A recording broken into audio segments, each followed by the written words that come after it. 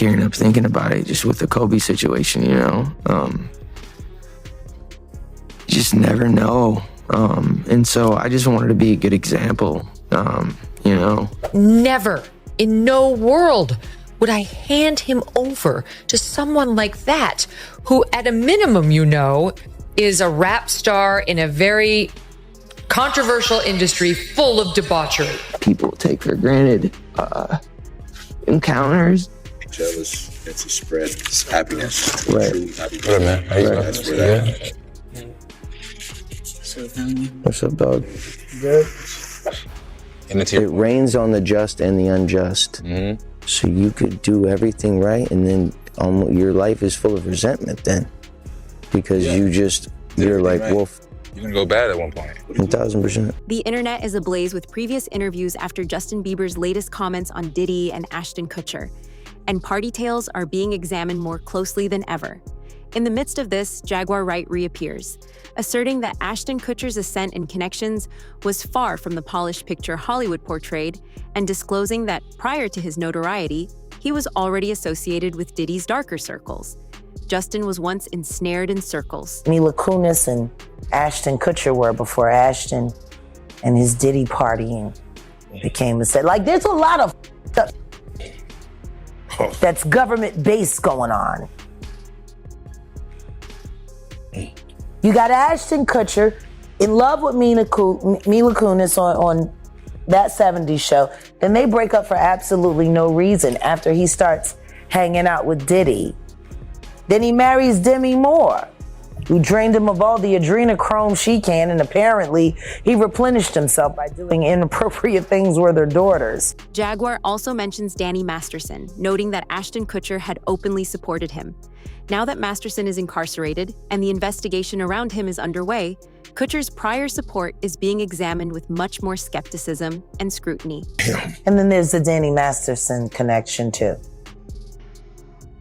who Vlad, if I am correct, and Ashton Kutcher both vouch for.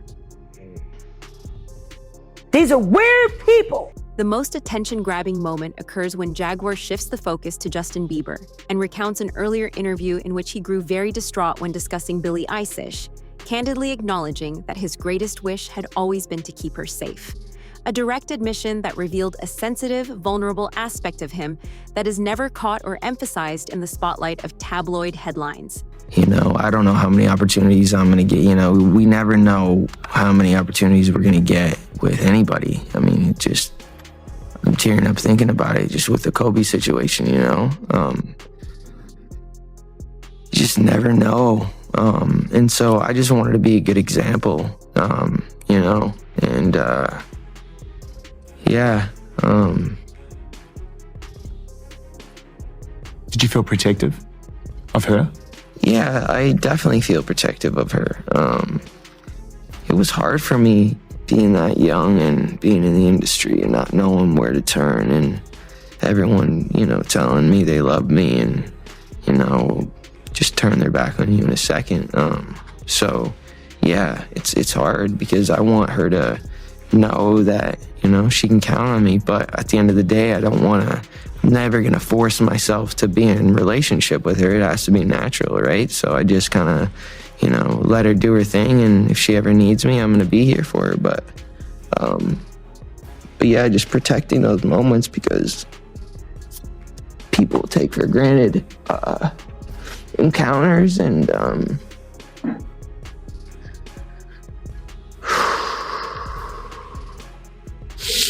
yeah. So yeah, I just want to protect her, you know. I don't want her to lose it. I don't want her to, you know, go through anything I went through. I don't wish that upon anybody. So yeah, if she ever needs me, I'm just a call. Fans thought Justin was just being sincere at the moment. However, given the circumstances surrounding Diddy and Ashton Kutcher's recent remarks, Jaguar seems that he was speaking from personal experience. He is fully aware of the dangers Hollywood poses to aspiring artists. Many people on the internet are now seeing Justin's remarks, not just as sincere concern, but also as a covert warning, and perhaps even a cry for assistance in light of the latest accusations connected to Diddy's group. Because he knows what's been happening to Billy. Just like everybody knew what was happening to Millie Bobby Brown girl with Drake. These people are monsters. Before we, You notice Billie Eilish's career has slowed down a little bit. yeah, Why? She had that Bond movie song she was doing, so because I think if a victim comes out against Usher, it'll show how egregious this shit is. Because if he can be a predator, then anybody can be a predator. can't smile in your face the whole time. You feel what I'm saying? Like, people look at Usher, they don't see that. They not seeing the victim. They not seeing that boy that got rushed to the hospital. They not seeing what the intentions was in his heart when he took Justin Bieber there. Oh, Let's be honest. He took Justin Bieber there. Diddy had been trying to get to Bieber for a minute. And his management was backing him off. But it wasn't until Usher took over management and had guardianship and gave temporary guardianship to the diddler for 48 hours. Everything points to the same reality. In Hollywood, nothing occurs by accident. Everything is well planned. Furthermore, the most vulnerable are far too often taken advantage of by those in positions of power. Similar to a young, defenseless Justin Bieber negotiating a society that wasn't designed to keep him safe. It has been devastating to see all of the Justin Bieber videos that have been making the rounds recently. Each and every one of them is difficult to watch, a sharp reminder of how strong the spotlight can be. His latest comment is going viral on the internet because of this. He denied any role in the accusations related to Diddy's alleged misdeeds and clarified that he left the spotlight to live a more private and secure life without overpowering the voices of individuals who came forward. However, his remarks just increased interest rather than soothing the discussion. Everyone is now wondering why he spoke out in the first place and whether he was defending himself or someone else. Defended Danny Masterson, who is a serial rapist and was convicted of rape. I think he's away for life. They wrote letters to the judge. That's right. Saying they would let Danny watch their daughter alone. I mean, vile. I don't trust that guy at all. With Usher and Bieber, hypothetically, we don't know anything, but were they victimized by Diddy at young ages? You know, you just never know what was done to them. What was done to him? His parents threw him to the wolves, literally. What mother would give her 15-year-old over to Sean Combs for a weekend? Who would do that? No matter how badly your son and you want him to become a star. Did we learn nothing from Michael Jackson? Yeah, right. You know, when that documentary, that HBO documentary came out, which I could only watch the first part of it because it was so dark and so upsetting, because it was just all of these mothers feeding their young sons, knowing what was going on most likely, and they didn't care. And the damage is lifelong. And this is a betrayal on so many levels. But watching that, I was having the same thought. Like, what mother is giving their 15-year-old boy over to a grown man for 48 hours to go buck wild? Like, I have a son who is turning 15 in a week. 15 is young. They're young. These are not men yet. They are still boys figuring it all out. Even if you have a mature, really smart, awesome one like I do, never, in no world, would I hand him over to someone like that, who at a minimum, you know, is a rap star in a very controversial industry full of debauchery. Some think Justin is attempting to cut ties with anybody associated with Diddy before things get out of hand, while others think he knows a lot more than he's admitting. Jaguar said, "Revelations only intensify the scrutiny, highlighting how young stars often witness things they can't speak about until years later." The internet has already been sparked by Justin's comments. However, when Candace Owens entered the discussion, the rumors turned into a full-fledged cultural tsunami as she revealed what she called a deeply enlightening moment rather than repeating rumors. Interview. She now speculates that some industry insiders may be attempting to discredit Justin from inside, seeing him as a ticking time bomb due to his excessive knowledge of Diddy. Another crazy inside Hollywood scoop for you guys today, this time pertaining to Justin Bieber. This is crazy. Daily Mail, last 48 hours. Here are some headlines. Inside Kendall and Kylie Jenner's desperate attempts to help Hailey and Justin Bieber amid split speculation. Justin Bieber reacts to wife Hailey hitting an event without him amid rumors of a marriage breakdown. I'm told that Justin Bieber, just like Michael Jackson, is engaged in a war against musical executives, except the musical executives have gotten smarter over time. He wants out of Hollywood. He does not care about the money. He wants out. It is the same war which was fought by Michael Jackson. It is the same war which was fought by Ye. Okay, the talent is you, Justin Bieber, and if you are wanting to, as you have demonstrated, lean into this next phase of your life where it is about family and it is about Christ, then know that there is absolutely nothing that can stop you. Just speak. Literally, I am begging you. Forget the contracts, violate them all. We're coming to the courtroom with you. Just speak. You have the strength to do that. Justin Bieber. So what is your take there? He's not going after the whole industry. It really feels like this one is kind of Scooter specifically taking personal offense to what's going on here. And Scooter kind of got trapped in the middle of this deal with Hybe. Let's discuss a bit about the deal with Hybe. So Scooter was hemorrhaging his clients. Scooter's very well known in the industry for not being, shall we say, the nicest guy to work with or for. Over and over, artists throughout his career have left him and said that he's great until he doesn't need you anymore, and then you're discarded. And Justin was like his last big name. And he sold his whole business, Ithaca Holdings, to Hybe, which is the K-pop company, which is very like the Korean mafia of music. And he sold what he had for $1 billion to Hybe. And this company, Ithaca Holdings, was like making less than 200 million a year in revenue, I believe. So it's like they're selling it at this crazy high valuation. And presumably that's because it includes the future perpetual rights to Justin Bieber and his brand. Interesting. Right? Okay, I didn't even look at this. And so, yeah, Justin then goes on this crazy, more than a year-long world tour where he happens to get COVID at the start of it. And then he happens to get an injury that looks an awful lot like a vaccine injury. His wife also had she had a brain clot. Exactly. And he winds up with half his face paralyzed, can't continue. Apparently, the tour was booked out on advances, which is not uncommon for the industry as far as I'm aware. But it was such a big tour. We're talking hundreds of millions, at least tens of millions, if not hundreds of millions of dollars advanced. And so when he's partway through this tour and then can't continue, suddenly there's a whole bunch of debt that's been incurred that's not getting paid back.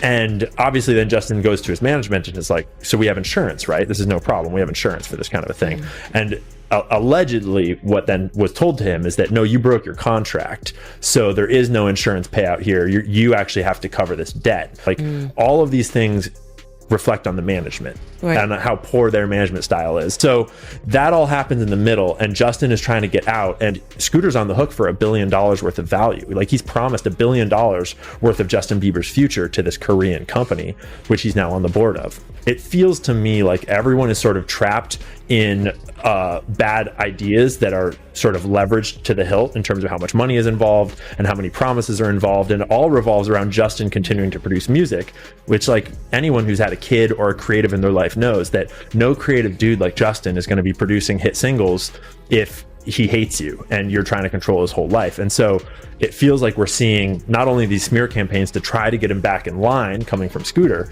but it also feels like we're seeing Justin kind of acting out because he has no power. He's in secret litigation. They won't let him open a new clothing company. They won't let him profess his faith in God, or they're slandering that. So it's messy in every direction. Yeah. It's really interesting because it also makes you just revisit everybody in the past that has kind of gone through a similar thing, Justin was naive when he first joined Hollywood. Over time, however, the world saw him break down, canceling events, sobbing on live, going missing for months, and then returning exhausted and distraught. According to Candace Owens, there is more than simply pressure from celebrity. It's more complex and well-planned. She is not the only one who can see beyond the veil. A question that no one had ever dared to ask was raised when former artist Freddie P., who worked under Diddy, came forth with his own allegations. Why did Diddy have such a strong bond with his stepson? With the death of his ex-partner and the mother to his children, a woman named Kim Porter. Now, what happened was she mysteriously died of pneumonia at the age of 47. It was just announced yesterday that Kim's Porter's book is being published. It's a 60-page book entitled Kim's Lost Words. Porter allegedly recounts discovering and making copies of the sex tapes that Diddy made of himself having sex with young boys that he was managing, including an alleged tape involving an 18-year-old pop star. And what has come on the heels of this is people unearthing videos of Justin Bieber. And act different, huh?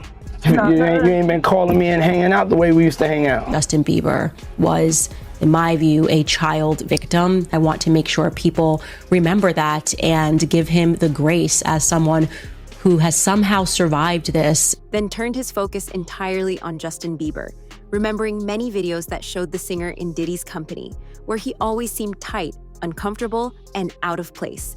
It was almost like he was stuck in a circumstance he didn't want to be involved in stark contrast to the apparent confidence of others around him. His body language and facial expressions gently conveyed unease. More deeper questions that I be wanting to know, like, why were you so infatuated with a child that wasn't yours? Were you grooming that little boy? I don't even want to start those conversations because that's not your child. You know what I'm saying? And for you to keep him that close, it's like you kept him that close because he might got your secrets because he's not your child. So if he's not your child and you that type of person with that type of character, you don't mind actually doing it to him when he finally reaches a certain age because he's not yours. And you know in your mind he's not yours. And now you keep him real close to you. You make sure he don't go to his daddy. Why? You make sure he's separated with him and you provide him with everything he wants. Why? You got one of them little Michael Jackson secrets. He got one of them secrets that he can't tell nobody because his legacy, his manhood gonna be, and not only that, his brother no gonna look at him crazy. Only Puffy know, only God and Puffy. About Quincy, right? I don't know. All I'm gonna say is, I don't know. I'll be sure, son. All I'm gonna say is, who's infatuated with another man's son now, like that? Like you guess that seemed like grooming to me. I got, oh, that's his daughter's brothers. Get the fuck out of here, huh? Plenty of daughters got brothers. Go show one man that do it. That ain't in the household with him. Like I'm saying, like I'm not married to your mother. If I'm married to your mother, then yeah, f your daddy. You know what I'm saying? He wasn't there. I'm here. But I'm not married to your mother. You actually my stepson. Law enforcement became aware of one of Diddy's extravagant boat parties in 2022 when a crew member reported concerning conduct. Grace Omar said that she was forced to eat something she thought could be dangerous, and that she didn't feel secure again until she was able to flee. An event that has now been included in a larger inquiry into a possible wrongdoing pattern. Given that, it seems sense that Usher would want to keep quiet about what he saw firsthand. However, his relationship with Diddy went much beyond the raucous gatherings. They had a strongly competitive relationship, continuously challenging one another to be the best whenever their paths met. They combined friendship with an unwavering desire to demonstrate competence and domination in every situation. You know, with Justin Bieber, all these, I want to know. Justin Bieber, look at his life change. His man life, that man is terrified of Puffy. I seen the video. I'm in the streets, dog. Like people know, you know fear, dog. You're like, what happened to your number? You like, oh, man, I lost it. No fear, man. You gotta think of all the people, the white folks who've been at the parties. They scared. They don't roll in crowds with niggas and guns. You know, when they get slapped in the mouth at a party for being too high, they shut up. You get what I'm saying? You gotta think of all these people who've been terrified for years. Everybody. But see, people understand, I can say this, because I've been saying it while he was out. I'm one of the few people been calling this out for years. They ain't scared of who. I've been telling this, where you at? I'm not scared of you. Not saying I'm bad or nothing, but I'm saying like, I got the right to speak. I'm not trying to kick him while he down or some shit. I've been looking in this camera for the longest, telling you I don't like you, I don't like nobody around you, and I don't like what you did to me. I woke up one day, I was 40 years old, didn't have a home, didn't have nothing. I'm like, what the happened to 20 years? 20 years where I couldn't do nothing because he brought me into a lifestyle. You get what I'm saying? That right now, anything you do, you're going on the news, you're going anything, you can't just be a man. You can't say you want to hustle. You can't stand on the corner, everybody that ride by know you. You can't go to work. Everybody taking pictures. You can't even have a day at a job. Everybody want to take pictures. Everybody want to talk about it. Your whole life, nobody want to be subjected to that. No one man want to have to endure. Years later, Diddy would consider their group to be akin to a contemporary Rat Pack. He, Usher Ashton Kutcher, and a revolving cast of other well-known celebrities made up this stunning combination of star power. They all moved through the nightlife with easy swagger, went to the trendiest clubs, lived lavishly, and unavoidably left a trail of flashing cameras and paparazzi photos that captured every daring move and gorgeous moment of their fast-paced existence. Became fast friends, and we used to just hang out and watch football together. And he came over and I was like, I'm going for a run. He's like, oh, I'll go for a run with you. And so he comes over to go for a run. About halfway through the run, he's like, yo, I'm running out of gas right now. But we had like paparazzi all around us at the time. He's like, you gotta slow down and but make it look like you're not slowing down. Because I don't want to look like I'm not gonna be able to finish this thing. And he was losing it, right? Like he was like me right now with the wings and the heat's starting to kick up. And he's like, and so we finish out the run. And then he was so upset over the fact that he got skunked on this run. That year he decided to run the New York Marathon. And so he just started immediately training for the New York Marathon. I like that, bounce back.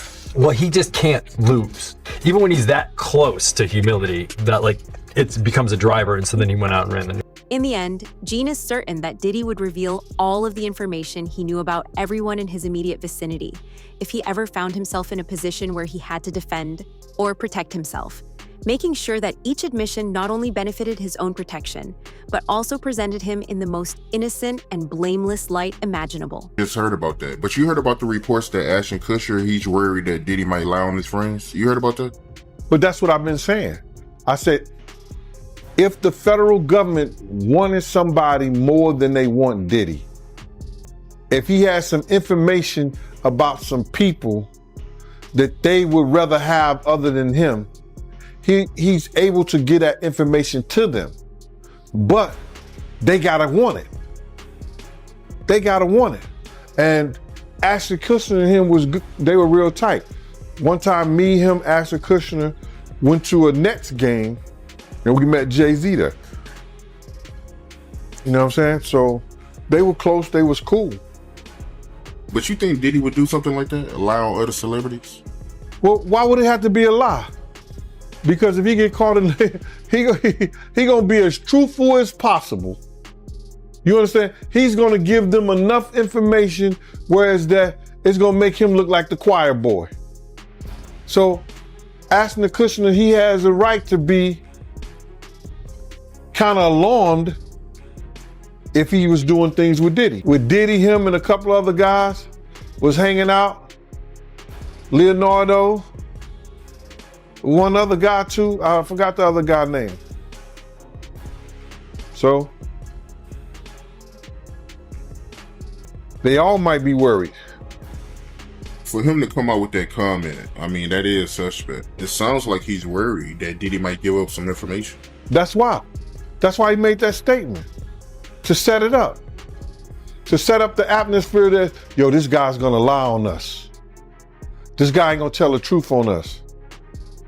But what we know is that wherever Diddy went, his tape recorders went. His camera equipment was working. He was videotaping everything. So they might have that videotape already. Right. And out of curiosity, have you had any kind of contact with the feds? I have not spoken to a prosecutor. I haven't spoken to anybody connected to what is happening right now with Brother Love, Diddy, Sean Combs, and none of that. There's no reason for them to speak on me, because when I spoke about stuff about Sean Combs, it was stuff that happened personally to people around us, And there's nothing that I said that could be deemed criminally that could have got Sean Combs into jail. See, that's what people want you to think, that I've said so much that it's the reason why he's in jail and the prosecutor got him. But they can't tell you what law that I said that he broke, or what did he did illegally to get him in jail. They can't even tell you that. If you ask somebody to say, well, what did Gene Deal say that Puff did that led him to get in jail? However, Gene found something much more startling. According to reports, the federal government has been keeping an eye on Diddy for 14 years, starting in 2011. He said that many prospective victims may have been protected before more than 100 individuals finally came forward if police had had strong proof at the time. Why, therefore, did they do nothing? The general consensus is that Diddy was being utilized to gain influence over other people, such as Usher. Will Justin ever freely discuss his experiences in Diddy's orbit? That is still the big issue.